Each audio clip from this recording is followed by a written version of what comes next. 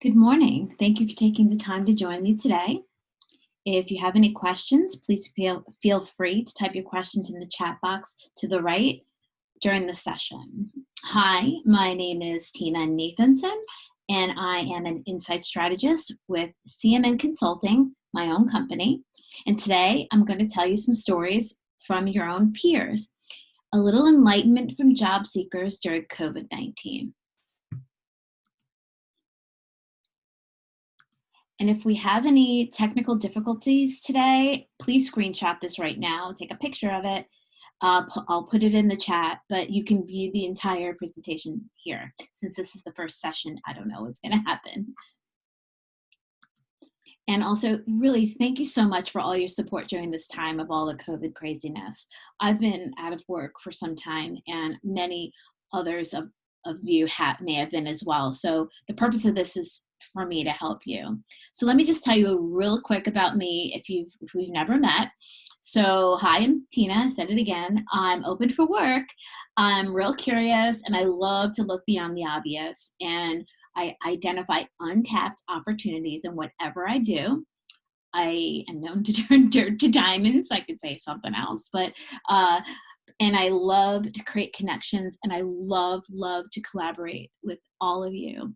And I really enjoy conversations with perfect strangers. So again, please feel free, put your LinkedIn in there or say hi or anything. I would definitely love to connect with you. I'm a quali quant. I just tell it like it is, lifelong learner, quick study, and really not afraid to try something once, which is why I'm here today. And as the U2 song goes, I still haven't found what I'm looking for. So back in July, I gave a presentation on being powerful, staying resilient, and being fulfilled. And let's just recap this in the discussion. So being powerful is really revisiting your why and telling me why you want to stay focused. When you know your life's purpose, it really becomes real easy to focus on what matters most in your life, and it makes you feel passionate about your goal. And really, the passion becomes a real important driver for you to achieve something extraordinary, and it gives your life clarity. So you don't waste your time sweating the small stuff, right? And it really enables you to see gratitude at your own of your own work, thus feeling joy. Makes it fun, right? Staying resilient. We've heard that word over and over again, and shifting that mindset. Surround yourself with people who make you feel good. Who's your tribe? I highly encourage journaling and exercise to keep your mind and body busy. Take time to reconnect with your friends on Zoom. Helps for sure. So connecting, and it'll help you all be very optimistic. And lastly, be fulfilled in your career. Across all of these areas, try something new conferences, new skill sets, new training webinars. But really, I have to just say, staying in the mindset of being powerful and resilient and fulfilled has helped me survive during these last few months. And if you want to read more, I'm published in this month's September-October issue of Quirks magazine on page 89. So today I decided I'm going to start a movement, and in the spirit of our election, Job Seekers Unite, let your stories be heard. And I'm starting a hashtag, powerful, resilient, fulfilled. So if you're following me on Twitter or LinkedIn, please keep that. And also, this is a real open dialogue. Ask questions in the chat box, and I'm going to be featuring further interviews going forward. And if you want to reach out to me, my email is right here. But in the meantime, I have a special guest, and he's going to just give you a heads up on the state of what he thinks is consumer insights today and the value that we bring to companies. So here's Julio Franco from Zapping. The act of ticking the box of doing research is ending. However, I think that that's an opportunity for insights, because the value of consumer insights, as what that is to provide insights on consumers and on the marketplace, is now more relevant than ever.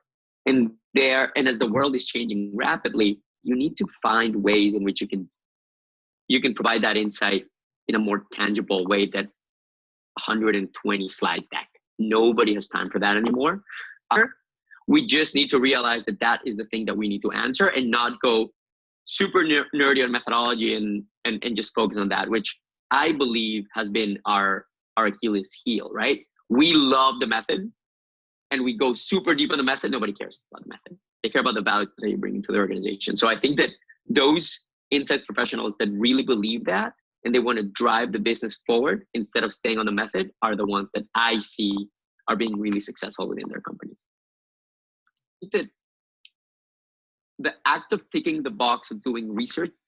So thanks, Julio, for that. And so in addition, I'd like you to meet your peers. So I was very thankful for these 5 folks, and there's me in the corner, for opening up to me about how they feel and how they fit into all the different tenets that I've discussed. And you're going to hear their stories in their words. By no means this was a selective process. I asked many people. These 5 came forward and were so gracious to help. So I'm going to let them introduce themselves, and then I'm going to kick it off and go into each section. So here we go.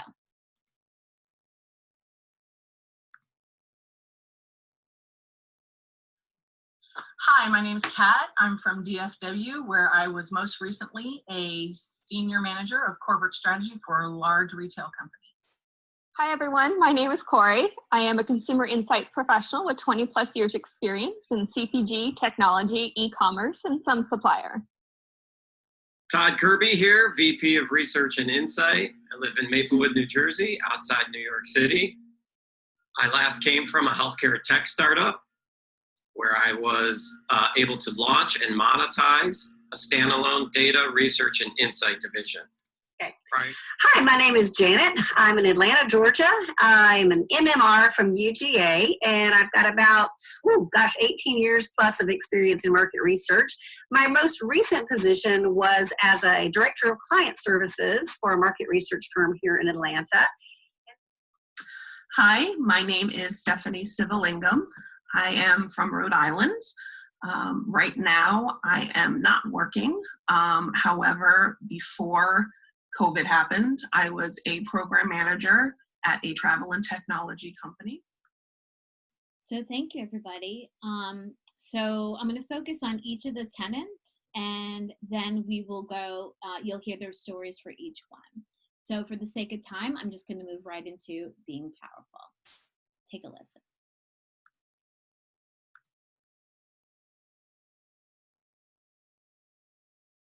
It hit me like a pallet of bricks as a precocious high school junior. 2 separate insights set forth my career track therein. 1, the 5 W's, a journalism class on news feature writing.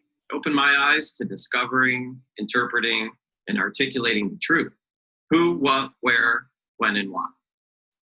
Seeing this as an art form really appealed to me, and luckily I had an aptitude for it. My mother was an A art student in drawing.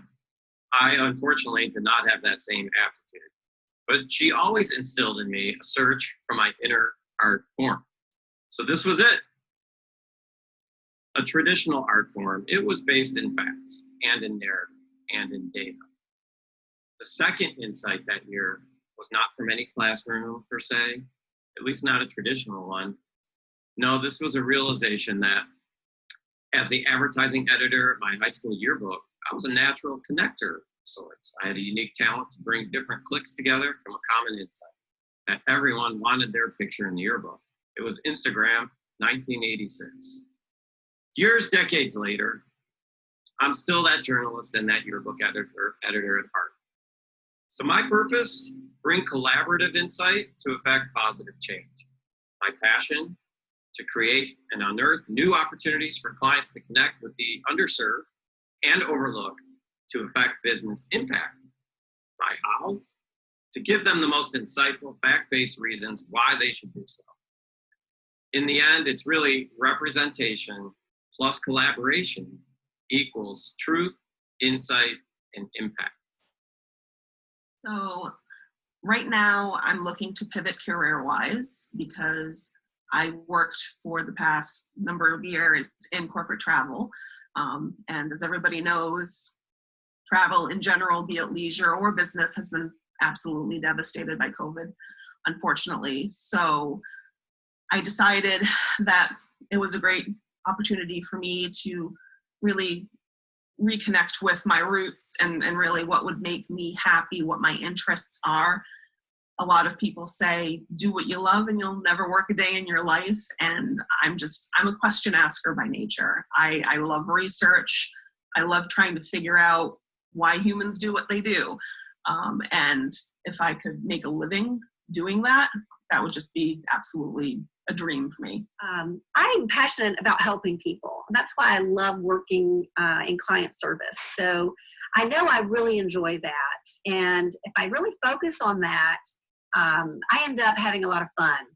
So I wanted to do something where I did still have contact directly with people and I was really helping people. And so that was important to me. I love insights, and I want to turn insights into so what. That's my gig. I want to find the unknown. You know, we know what we know. We know what we don't know, but I want to find what we don't know we don't know. And I want to turn that into actions that will drive organizations forward. So I love driving change in organizations, and I like being able to turn what you don't know into an action that will really drive profit, success, change. The other thing that I'm really into, like I've had people ask me, you know, what vertical do you want to follow?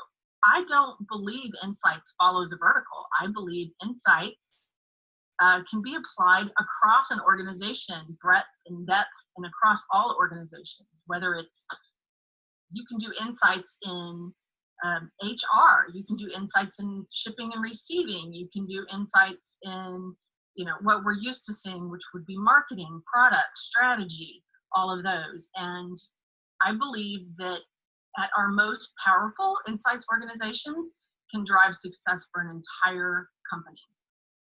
Discovering our personal strengths was definitely enlightening, and some of us struggled with accepting those strengths more than others, and I'll admit that I was one of them. When I got my strengths, I agreed with some of them and I disagreed with some of the others. But I think it's more that in the past work environments, those strengths were seen as a negative. So I had a hard time accepting it as a strength. I always saw it as a weakness. But with the 11 other women around me, they were so encouraging, and they were able to, some of them were able to actually identify with exactly the same thing that I was going through or had experienced. And I came to realize that that's, you know, what I previously saw as a weakness really can be a strength, and it's important to embrace it, and just be okay with being that unique individual, knowing that everybody brings something different to the table, and together it is a stronger unit. You don't want everybody to be the same. But I don't think I could have gotten to embrace that without the encouragement of the women around me. And I feel like I have greater confidence in who I am because of that. So thank you. Now I'm going to move on to staying resilient and shifting the mindset. Again, here are the stories of my new friends.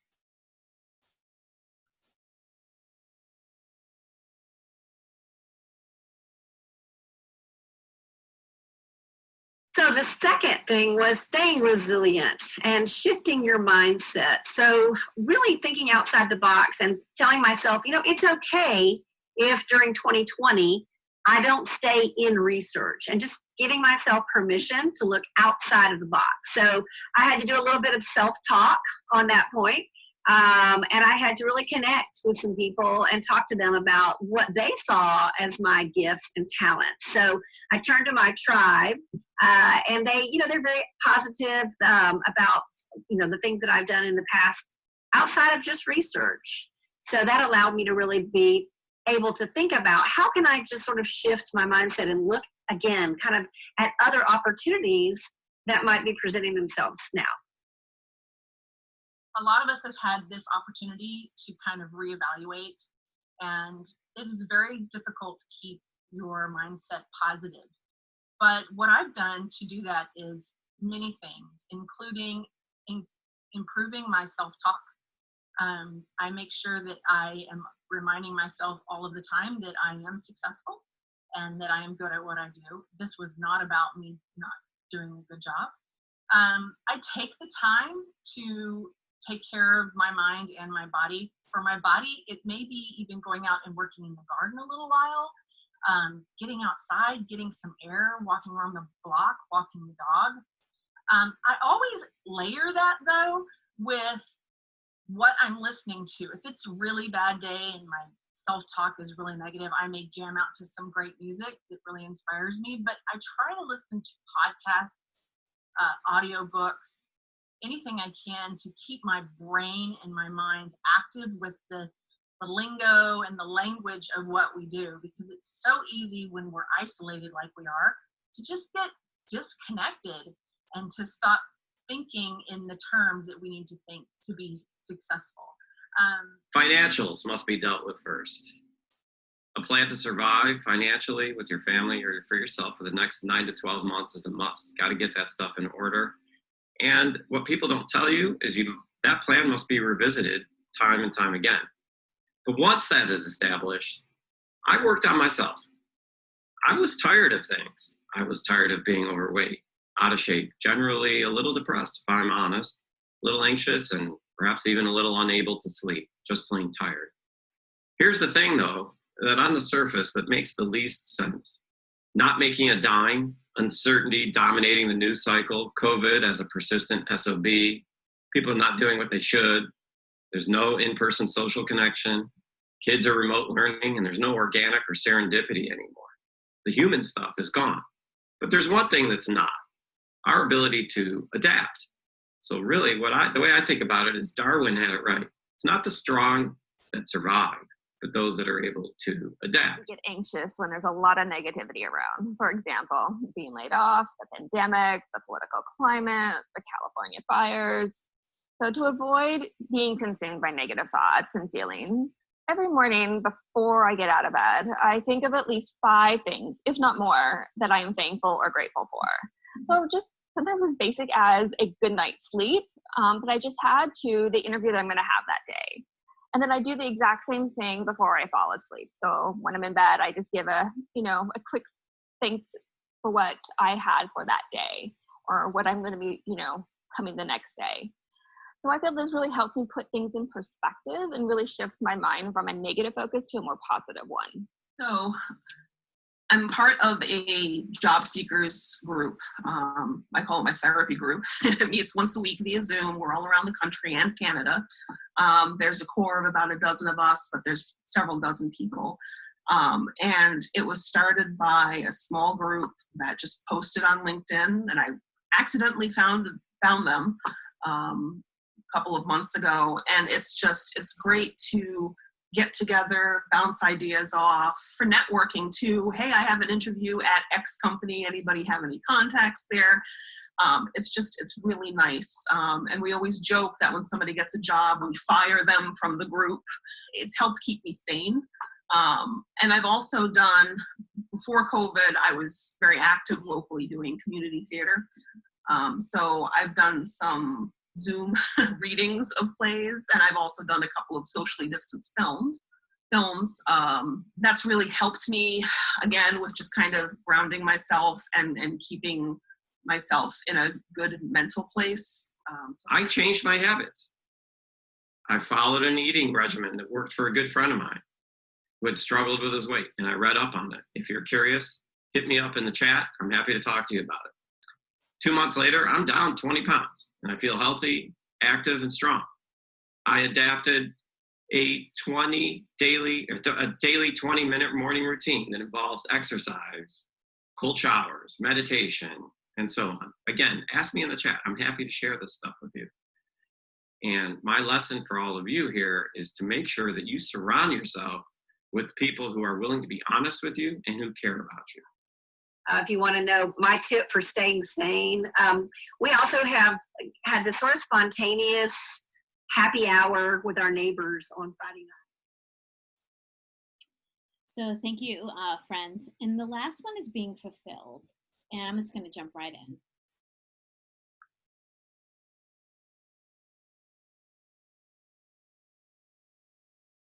So I've been attending a lot of insights events to try and learn more about who major players are in the industry, who, you know, people that work in different parts of the industry and who they are. And I've got to say, I'm actually, I don't know if it's the norm or not, but I'm very impressed with how open people are to connecting and to talking and to kind of giving advice or just being a cheerleader to each other, really.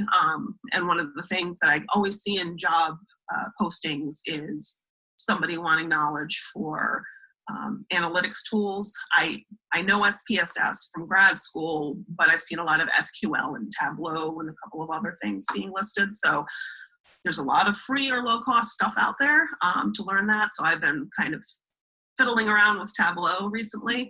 So I figure it's interesting, number one, but also if it helps me get a job, all the better. Feeling productive is key to my sanity. I feel productive when I have a to-do list every day. That to-do list includes both personal, such as like giving the dog a bath, as well as professional. Every week I complete at least one 30-minute LinkedIn learning course. These courses can range from something that is related to my field to something that I just find interesting. I find great fulfillment in keeping my mind engaged.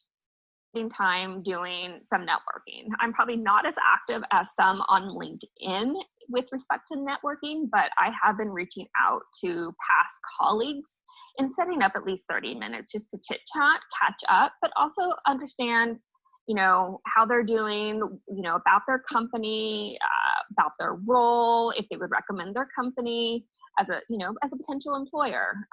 It just helps me get a gauge as to maybe companies to consider as a target company for myself. But it also gives me an opportunity to really catch up on those colleagues that I really valued in the past, just haven't really made the time to always keep in contact with. And they've been really great conversations. And sometimes that 30 minutes goes a lot over, but I always make sure I am cognizant of their time. But it has been a blessing to really reconnect with a lot of old colleagues, and they have been so forthcoming with their time. I really have appreciated it. I've attended a ton of webinars, and we have this great opportunity to do that right now, and that has allowed me to connect with people. I've gone from about 500 connections in LinkedIn to over 800, and I'm going to keep doing it. And I have finally found my true research tribe. Everybody is so helpful and is willing to say, hey, what can I do to help? Take advantage of that. Talk to people. You know, I have met so many people. I've learned so many new things, right? New methodologies, new ways to approach data. I've signed up for courses on Udemy and Coursera, you know, Tableau, Python, R. Just expanding my toolbox in multiple directions, thinking of myself not only as a market researcher, but insights in that broader sense that it's become. Write a bio. I had a recruiter tell me that you should write something around 1 to 2 pages that tells your story and in a narrative form. I did that, and then I sent it to my mentor to overlook, and she ripped it apart. And that was good because I was able to revise it and improve upon it. Obviously, create new connections as in any way you can. How did I do it? I was able to join through a colleague and a friend of mine in a referral, Lunch Club. If you guys don't know Lunch Club, you should join that, or things like that. These are virtual connections with like-minded professionals, many in the same boat you are. Also, take advantage of your organizational skills. Treat your job search like a full-time job. I am able to keep track of all my contacts, almost like a sales pipeline, on Airtable, which is an online spreadsheet format, and manage it as such. Manage your contacts, manage your conversations, take them through the pipeline. Talking a little bit about being fulfilled and trying something new, I decided to sort of look back, and I had been a homeschool teacher. I had taught my own children for quite a while, and I really enjoyed that. And then when I looked around as a researcher, I try to kind of tune into what's going on in my community by simply reading some of the posts on Nextdoor or Facebook or anything like that. And I could see that there was this coming storm where parents were really worried about what they were going to do with their children in the midst of the pandemic. So schools were either not going to open or they were going to be virtual. They had children that they just didn't think would thrive in that situation, and they just didn't like all the uncertainty and ambiguity. So they were reaching out, and they were trying to find people who were willing to help them teach or to come and teach in their home. And so I decided, wow, there's a need that I can exploit. I can take advantage of this opportunity. I can leverage what I used to do in the past, which was be a homeschool teacher. I can really kind of venture outside of research and, again, do something a little new and still feel like I'm really helping people. I'm helping families. I'm helping their children during this weird year. So it was very fulfilling to me to consider something like that. And as it worked out, I was able to network, on Nextdoor and find some families that were interested in hiring someone. And lo and behold, I am now a pre-K teacher. So I'm having a great time. I'm still doing a little bit of market research consulting work in the evenings, and I'm very open to doing more of that if it comes my way. But I've got a steady income from the kids, and I'm having a great time. So my story is really about trying something very new, but kind of leveraging what I had been able to do in the past and what my friends told me were my strengths, that ability to teach and to connect with people and bring groups together and that sort of thing. So these are my friends that I met. Take a screenshot of that, and they'll be putting their LinkedIn profiles here. But I would like to end this quickly with some words of wisdom from Julio Franco. So I wouldn't, if I were looking for a job right now, I would not just rely on recruiters exclusively. I would definitely work with some, and I would make sure that they know who I am, so that if the perfect opportunity came through, they will reach out to me. But I would be very active primarily on LinkedIn. Having a strong personal brand makes a difference, and making sure that others understand what you are all about is key, right? So having a congruent personal brand that addresses exactly what your value will be is key. I believe that it's really the stuff that drives you forward and that motivates you. Once that is the case, if there is that link between what you're passionate about and what that organization needs, nobody will beat you to that job because they will see your passion through it. So the reason why I think cover letters are really important is because they are the link between your trajectory, your experience, your expertise, and what this business is trying to do. You can't do that with your resume. This organization has an opening, or this organization has a strategy that you have identified. The cover letter helps you say, this is what I've done in my life, and this is why and where I will be able to help you. I think that is invaluable. There are instances where when I have a ton of CVs, I need to differentiate. Sometimes I have not even looked at the ones or set a meeting or a phone screening with those that don't have a cover letter. Please make sure that you send the thank you note. Regardless of how the interview went or not, this person spent 30 minutes or 45 minutes of their time to meet with you and try to get to hear what you had to say. I think that the least thing that you want to do is thank them. There's been instances where really good candidates have not followed up, and that also tells me something, right? I lead an organization that is meant to drive customer centricity. If somebody does not send the thank you letter, it makes me believe that they will not follow up with a customer in that situation. So it kind of decreases the interest that I have in that candidate. So basic, but send a thank you note. So for the sake of time, I'm going to include all of Julio's videos on YouTube. I will post a link, but thank you so much for your time. I hope you got a lot out of this, and I hope everybody has a great rest of your conference. Take care. Bye-bye.